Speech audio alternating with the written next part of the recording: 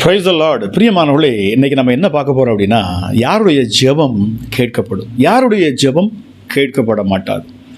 ரொம்ப சுருக்கமாக ஒரு 4 பாயிண்ட் நான் சொல்கிறேன். நீங்கள் அதை கவனமாக கவனித்து நீங்கள் வருகிற பொழுது நீங்கள் புரிஞ்சு கொள்வீங்க. ஏன்னா இன்றைக்கி அநேகர் என்ன சொல்கிறாங்க அப்படின்னா, என்னுடைய ஜெபம் கேட்கப்படுவதில்லை, என் ஜெபத்துக்கு இன்னும் பதில் வரல, ஏன் பிரதர் எனக்கு இன்னும் ஜெபத்துக்கு பதில் வராமல் இருக்கிறது என்று சொல்லி. நான் பயங்கரமாக ஜெபிக்கிறேன், விழுந்து விழுந்து ஜெபிக்கிறேன், கண்ணீரோடு ஜெபிக்கிறேன், புலம்பலோடு ஜெபிக்கிறேன், ஃபாஸ்டிங் இருந்து ஜெபிக்கிறேன், ஆனால் என் ஜெபத்துக்கு பதிலே வரலை என்று சொல்லி நிறைய பேர் என்னிடத்தில் கேட்பது உண்டு. ஆக அதற்கு ஒரு பதிலாக இந்த நாளிலே நான் ஒரு சில காரியங்களை, ஒரு சில பாயிண்ட்ஸை நான் சொல்கிறேன். முதலாவது, யாருடைய ஜெபம் கேட்கப்படும் என்பது குறித்து முதலாவது நான் சொல்கிறேன். யாருடைய ஜெபத்தை தேவன் அங்கீகரிப்பார்? முதலாவது பாயிண்ட், எரேமியா 29:13. அங்கே தேவன் சொல்லுகிறார், நீங்கள் என்னை தேடுவீர்கள், ஆனால் முழு இருதயத்தோடு என்னை தேடுவீர்கள் என்று சொன்னால் நீங்கள் என்னை கண்டுபிடிப்பீர்கள். அதாவது தேவனிடத்தில் வருகிற பொழுது நாம் முழு இருதயத்தோடு அவரை நாம் தேட வேண்டுமா? வெறும் உதட்டளவில், வாயளவில் நம்ம சொல்கிறதுனால அல்ல, வார்த்தைகளை நம்ம கொட்டிறதுனால அல்ல, நம்ம வாயிலிருந்து வார்த்தைகளை நிறைய புலம்போதுனாலேயோ சலம்போதுனாலேயோ கிடையாது. நம்முடைய இருதயத்தில் இருந்து உண்மையாய் அவரை நாம் தேடுகிற பொழுது, உண்மையான இருதயத்திலிருந்து ஆண்டவரை நம்ம தேடுகிற பொழுது நாம் அவரை கண்டடைகிறோம் இல்லையா? தேவன் ஆவியாய் இருக்கார், அவரை தொழுது கொள்ளுகிறவர்கள் ஆவியோடும் உண்மையோடும் தொழுது கொள்ள கடவர்களாம். அப்போ தேவனை நம் வெறும் வெளி தோற்றத்திலிருந்து, வெளியில் நம்ம உதட்டளவில் நம்ம புலம்போதுனால இல்லை, நம்ம இருதயத்திலிருந்து உள்ளான மனுஷன் முழு இருதயத்தோடு நம்ம அதை தேடணுமா? பிரியமானவர்களே, ஆழமாக இதை நீங்கள் புரிஞ்சு வச்சுக்கொள்ளுங்க. நம்ம உள்ளத்திலிருந்து ஆழமாக நம்ம தேடணுமா ஆண்டவர்? அப்பொழுது நாம் அவரை கண்டுபிடிப்போம். அப்படி நம்முடைய ஜெபம் அப்பொழுது கேட்கப்படுகிறது. ஆக நாம் அவரை முழு இருதயத்தோடு நாம் தேடுகிற பொழுது அவரை நாம் கண்டடைகிறோம். இரண்டாவதாக, மனம் திரும்புகிற ஒரு மனுஷனுடைய ஜெபத்தை ஆண்டவர் கேட்கிறார். மனம் திரும்பி, அவனுக்குள்ள ஒரு பாவம் இருக்கிறது, ஒரு குற்றம் இருக்கிறது, அதை வைத்துக்கொண்டே அவன் ஜெபிக்கிற பொழுது அவன் ஜெபம் கேட்கப்படாது.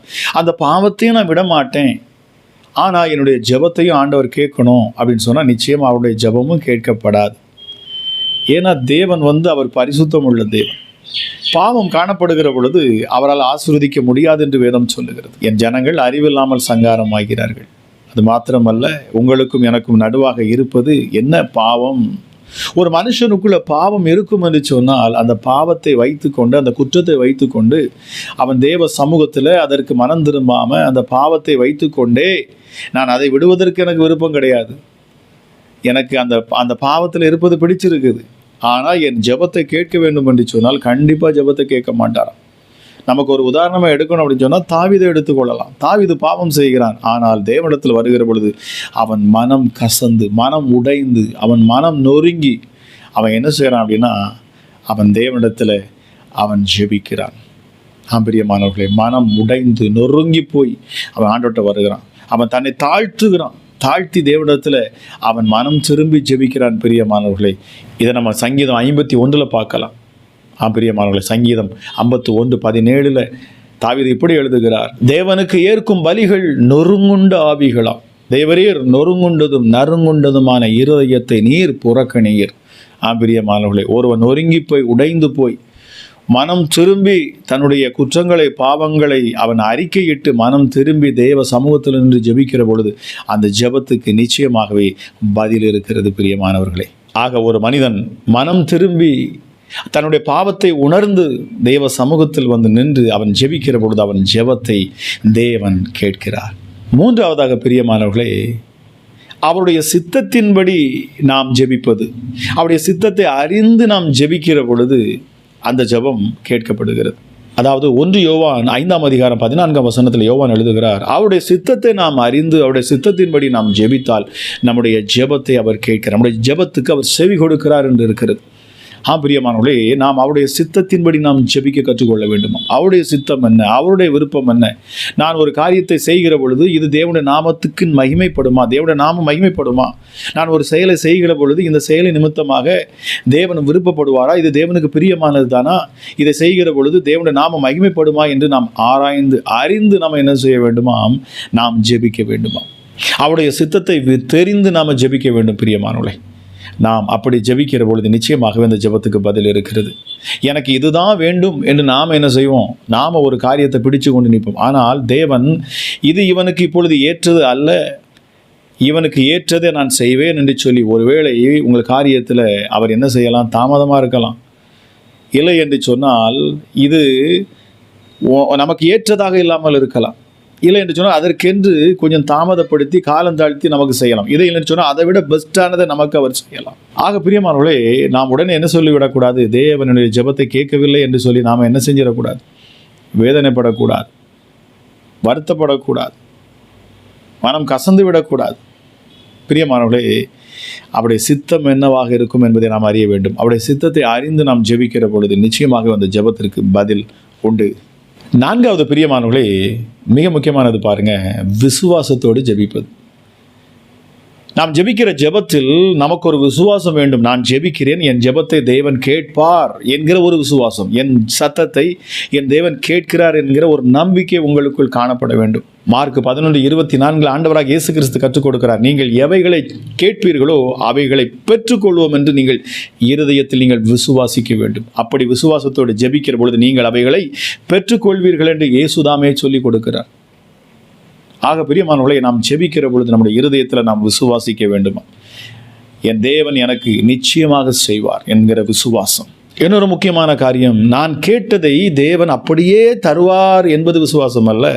தேவன் என்ன செய்தாலும் அது என்னுடைய நன்மைக்கே என்று சொல்லி நாம் அதை ஏற்றுக்கொண்டு விசுவாசத்தோடு நாம் ஜெபிப்பது தான் உண்மையான விசுவாச ஜெபம். ஆக பிரியமானவர்களே, 4 காரியங்களை பார்த்தோம் இல்லையா? யாருடைய ஜெபத்தை தேவன் கேட்பார். ஒரு 4 முக்கியமான காரியங்களை நான் இதை சொல்லியிருக்கிறேன். இன்னும் இதை குறித்து பேச வேண்டும் என்று சொல்ல நிறைய சொல்லலாம். ஆனால் இந்த 4 காரியம் மிக முக்கியமானதாக இருக்கிறது. ஜெபிக்கிறவர்கள் நாம் தெரிந்து கொள்ள வேண்டிய 4 காரியம் இதுதான். இன்னும் அடுத்து ஒரு 4 பாயிண்ட் நான் உங்களுக்கு சொல்கிறேன். யாருடைய ஜெபத்தை தேவன் கேட்க மாட்டார், எப்படிப்பட்ட ஜெபம் தேவனுடைய செவிகளில் ஏறாது, இதை குறித்து நான் உங்களுக்கு ஒரு 4 பாயிண்ட்டை நான் சொல்கிறேன். முதலாவது, பாவத்தை பிடித்து கொண்டு, அதாவது பாவத்தில் இருந்து கொண்டு அதை விடமாட்டேன் என்று சொல்லி தேவன் எனக்கு அற்புதம் செய்ய வேண்டும் என்று சொல்லி எதிர்பார்க்கிறவர்களுடைய ஜெபத்தை நிச்சயமாக தேவன் கேட்க மாட்டார். பாவத்தை பிடித்து கொண்டு அதிலிருந்து மனம் திரும்ப விருப்பம் இல்லாமல் தேவனிடத்தில் விண்ணப்பம் செய்கிற பொழுது அவருடைய ஜெபத்தை தேவன் அங்கீகரிக்க மாட்டார் என்று வேதம் சொல்லுகிறது. சங்கீதம் 66:18 சங்கீதக்காரன் இப்படி எழுதுகிறார், நான் அக்கிரம சிந்தை கொண்டவனாக இருந்தால் தேவன் என் ஜெபத்தை கேளார், தேவன் என் சத்தத்தை கேளார் என்று சொல்லி அங்கே பக்தன் சொல்லுகிறான்.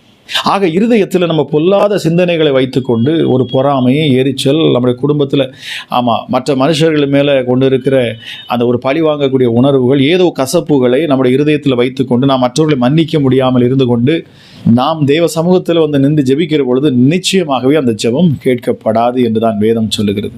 ஆனால் அப்படிப்பட்ட அக்கிரம சிந்தை இருக்கும் என்று சொன்னால் அந்த பாவத்தை விட்டு விட்டு நாம் ஜெபிக்கிற பொழுதுதான் அந்த ஜெபம் கேட்கப்படுகிறது. இரண்டாவதாக, எப்படிப்பட்ட ஜெபத்தை தேவன் கேட்க மாட்டார்?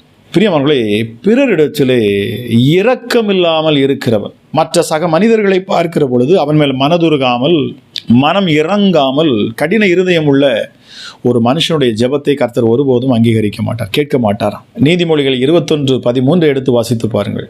ஏழையின் குரலை கேட்காதவன் தான் தேவனிடத்தை நோக்கி கூப்பிடுகிற பொழுது அவனை தேவன் கேளார் என்று சொல்லப்பட்டிருக்கிறது. ஏழைக்கு இறங்குகிறவன் தான் கர்த்தருக்கு கடன் கொடுக்கிறான். ஏழைக்கு இறங்குகிறவன், திக்கற்றவர்களை, அனாதைகளை, விதவைகளை விசாரிக்கிறவன்.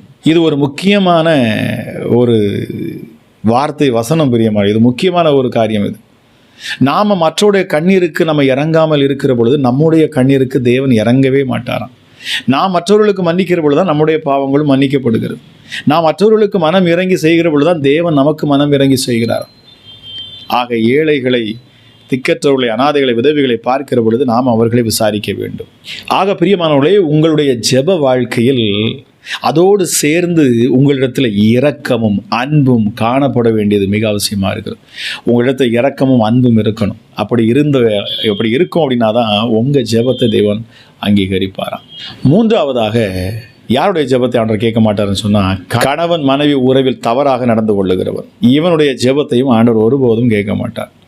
தன்னுடைய மனைவியிடத்தில் அன்பு கூற தெரியாமல், தன் சொந்த மனைவியிடத்திலே, தன் சொந்த கணவனிடத்தில் அன்பு கூறாமல், நாம் தன் சொந்த குடும்பத்தாரையே விசாரிக்காமல் வெளியில் எப்படி அவன் என்ன செய்வான், நல்லவனாக இருப்பான் என்று வேதம் சொல்லுகிறது. பிரியமானவர்களே, நம்முடைய சொந்த மனைவி, சொந்த கணவன், சொந்த பிள்ளைகளிடத்தில் நாம் அன்பு கூறாமல் நாம் ஜெபிக்கிற ஜெபத்தை ஆண்டவர் கேட்க மாட்டார்.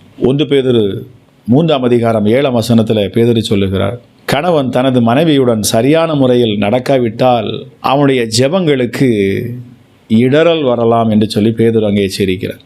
அதாவது இதில் ஆழமாக நாம் எப்படி புரிந்து கொள்ள வேண்டும் என்று சொன்னால், பிரியமானவர்களே, வீட்டில் ஒருத்தவங்களை காயப்படுத்தி விட்டு, ஒருத்தவங்களை வேதனைப்படுத்தி விட்டு வெளியில் வந்து நாம் எவ்வளவுதான் பக்திமானா நின்று நம்ம ஜெபம் பண்ணாலும், எவ்வளவுதான் நம்ம கூக்குரலிட்டாலும், எவ்வளவுதான் ஃபாஸ்டிங் ப்ரேயர் இருந்தாலும் சரி, வெளித்தோற்றத்துக்கு நம்ம ஜெபிக்கிற அந்த ஜெபத்துக்கு தேவன் பதில் தர மாட்டார். வீட்டிலே உங்கள் கணவனோடு, உங்கள் மனைவியோடு, உங்கள் பிள்ளைகளோடு நீங்கள் சமாதானமாக இல்லாமல் நீங்கள் வெளியில் என்ன ஜெபம் பண்ணினாலும் உங்கள் ஜெபம் கேட்கப்பட மாட்டாது. இதை ஆழமாக நீங்கள் எழுதி வைத்துக் கொள்ளுங்கள் பிரியமானவர்களை. இன்றைக்கி நிறைய பேர் அப்படி தான் இருக்கிறாங்க. இன்றைக்கி குடும்பத்தில் உற்றார் உறவினிடத்தில் பயங்கர பிரச்சனை பண்ணுவாங்க. ஆனால் ஆலயத்துக்கு வருகிற பொழுது ரொம்ப பக்திமானாக மாறிடுவாங்க. வெளியில் வருகிற பொழுது ஜெப கூட்டத்துக்கெல்லாம் வருகிற பொழுது பயங்கர பக்திமானாக மாறிடுவாங்க. ஆனால் யார் இடத்துலையுமே அவங்க எப்படி இருக்க மாட்டாங்க, தன் சொந்த வீட்டில், சொந்த குடும்பத்தார் இடத்துல, சொந்த மனைவிட்ட, சொந்த கணவனிடத்தில் அவங்க என்ன செஞ்சுருக்க மாட்டாங்க, அன்பாக இருந்திருக்க மாட்டாங்க. அவங்களுடைய ஜெபம் ஒருபோதும் கேட்கப்படாது. பிரியமானவர்களே, தேவன் நம்முடைய ஜெபத்தையும் நம்முடைய வாழ்க்கையும் பார்க்கிறார். அவர் நம்முடைய வாழ்க்கை, நம்ம எப்படிப்பட்ட ஒரு வாழ்க்கை வாழ்ந்து கொண்டு இருக்கிறோம், அதை ரொம்ப ஆழமாக கவனித்து தான் நம்முடைய ஜெபத்தையே அவர் கேட்பார். மனம் போன போக்கில் வாழ்ந்து கொண்டு இருந்து நாம் ஆண்டோட்ட போய் ஜெபிச்சுட்டா எல்லாம் தந்துருவான்னு சொன்னால் நிச்சயமாக அவர் தர மாட்டார். நிச்சயமாக அந்த ஜெபம் கேட்கப்படாது. பிரியமானவர்களே, 4ஆவதாக எப்படிப்பட்ட ஜெபத்தை தேவன் கேட்க மாட்டார்? சுயநலத்துக்காக ஜெபிக்கிறோடைய ஜெபம் ஒருபோதும் கேட்கப்பட மாட்டார். தன்னுடைய சுயநலத்துக்காக ஜெபிக்கிறாங்கன்னு சொன்னால் அவங்க ஜெபத்தை ஆண்டவர் கேட்க மாட்டார். யாக்கோபு 4:3 எடுத்து வாசித்து பாடுங்க. கேட்டும் நீங்கள் பெற்றுக்கொள்ள மாட்டீர்கள், யாக்கோபு எழுதுகிறார். ஏனென்றால் உங்கள் இச்சைகளுக்காக நீங்கள் செலவழிக்கும்படி நீங்கள் கேட்கிறீர்கள்.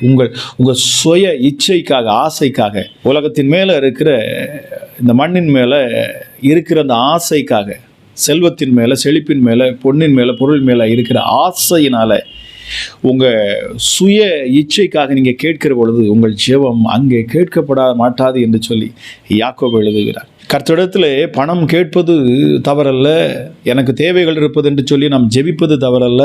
ஆனால் என் ஆசைக்காக மட்டும், எனக்காக மட்டும், என்னுடைய பெருமைக்காக, என்னுடைய சுய லாபத்துக்காக எனக்கு வேண்டும், நான் நல்லா இருக்கணும், நான் மட்டும் உயர்ந்திருக்கணும், நான் எல்லாருக்கும் முன்னாடியும் செழிப்பாக உயரமாக காட்டணும், நான் என் மேன்மையாக காட்டணும், என்னை பெருமையாக காட்டணும், என்னுடைய சுய இச்சைக்காக, சுய ஆசைக்காக, விருப்பத்துக்காக என்று சொல்லி நாம் கேட்கிற பொழுதும் இப்படிப்பட்ட ஜெபமும் கேட்கப்படாது. பிரியமானவர்களே, இன்றைக்கி அநேகர் ஆலயத்துக்கு வருவதே இதற்காகத்தான், தேவனிடத்தில் வருவதும் இதற்காகத்தான்.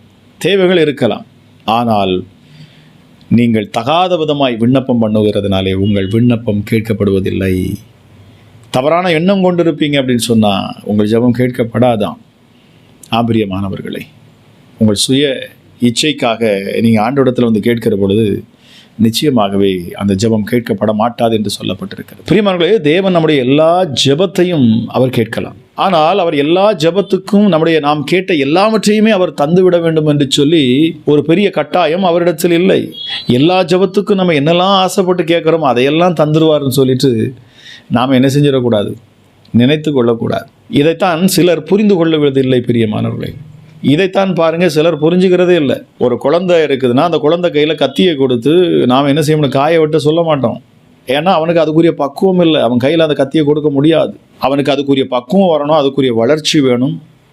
அப்பொழுதுதான் நாம் என்ன செய்கிறது, கொடுக்குறோம். அதுபோல தான் தேவனும் நமக்கு என்ன செய்வாரா, நம்முடைய தேவைகளுக்கு நாம் நிற்கிற பொழுது அது நமக்கு சரியாக வருமா, அது பூர்த்தி ஆகுமா, இவனுக்கு இதை கொடுத்தா சரியாக செலவு பண்ணுவானா, இல்லைனால் இதன் காரணமாக இவன் பாவத்துக்கு எதுவும் விலை போய் விடுவானா என்று பல காரியங்களை அவர் யோசிப்பார். இன்றைக்கி உங்கள் கையில் பணம் வரல, செல்வம் வரல, செழிப்பு வரல அப்படின்னு சொன்னால் அது வந்துட்டால் நீங்கள் ஆண்டவரை விட்டு பின் வாங்கிடுவீங்கிறது அவருக்கு தெரியும். இல்லைன்னு சொன்னால் நீங்கள் ஏதோ ஒரு தவறான ஒரு பாதையில் நீங்கள் சிக்கிக்கொள்வீங்கிறது அவருக்கு தெரியும்.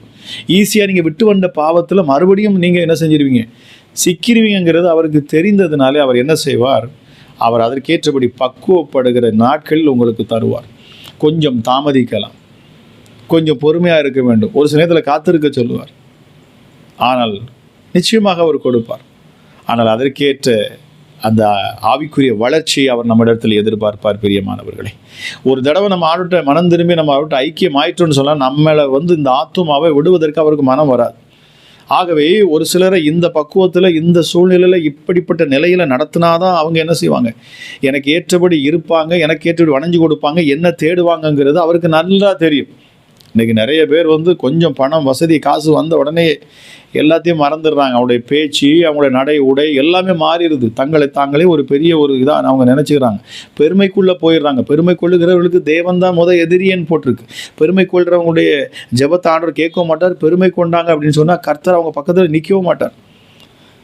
ஆனால் இன்னைக்கு இந்த ஒரு பெருமையும் ஜனங்களுக்குள்ள என்ன செஞ்சிருது, வந்துடுது. ஆகவே தான் தேவன் எல்லாவற்றையும் அவர் யோசிக்கிறார், நிதானிக்கிறார்.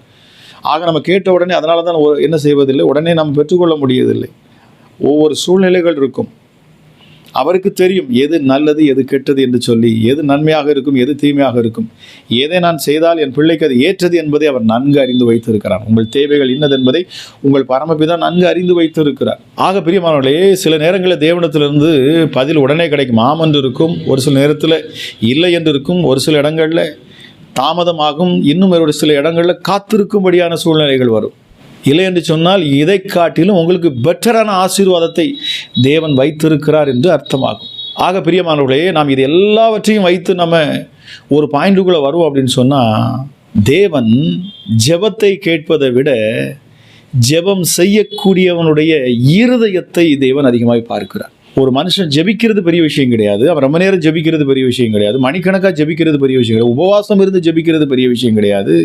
சார், ஜெபிக்கிற நீங்கள் உங்கள் இருதயம் எப்படிப்பட்டதாக இருக்கிறது, உங்கள் எண்ணம் எப்படிப்பட்டதாக இருக்கிறது, உங்கள் உள்ளான மனுஷன் எப்படிப்பட்டவனாக இருக்கிறார், இதைத்தான் என் தேவன் கவனிக்கிறார். உங்கள் இருதயத்தை கவனிக்கிறவர். மனிதன் முகத்தை பார்க்கிறான், தேவனோ இருதயத்தை பார்த்து தான் அவர் ஆசீர்வதிக்கிறார்.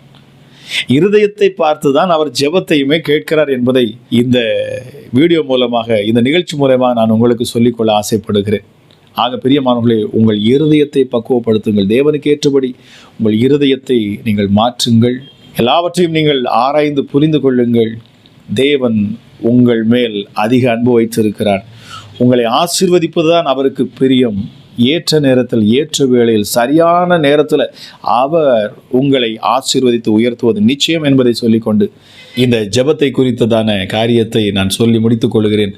கர்த்தர் தாமே உங்களை ஆசீர்வதிப்பாராக. மீண்டும் ஒரு நிகழ்ச்சியில் சந்திப்போம். God bless you.